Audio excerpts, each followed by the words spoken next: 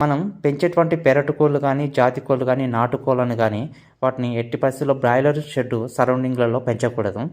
మెయిన్గా ఇప్పుడు ఈ ఉన్నటువంటి వాతావరణంలో ఎక్కువగా వైరల్ డిసీజ్ అనేది స్ప్రెడ్ అవుతున్నది. అది హార్ట్ డిసీజ్ కానీ అదేవిధంగా వేరే ఇతర డిసీజ్ కానీ ఇలాంటి సింటమ్స్ ఉన్నటువంటి డిసీజ్ అనేది మీకు కనిపించినట్లయితే నాటుకోళ్ళలో వెల్ఫ్లాక్స్ బిహెచ్టీ అనేది 1 ml 1 లీటర్ ద్వారా బర్డ్స్కి ఇచ్చేస్తూ నెక్స్ట్ విరోసిన్ అనేది 7.5 ml per లీటర్ వాటర్ ప్రకారం మిక్స్ చేసేసి బర్డ్స్ పైన స్ప్రే చేయాలి.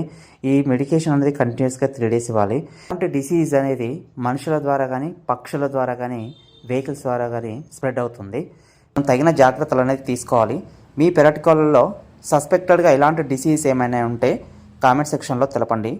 పవర్ఫుల్ డిస్ఇన్ఫెక్టెంట్ కెమికల్ అయిన విరోసిన్ని 7.5 ml per litre water mix చేసుకొని ఈ నాటుకోళ్ళ పైన కంపల్సరీగా డైలీ స్ప్రే అనేది చేసుకోవాలి. Okay, thank you for watching farmers.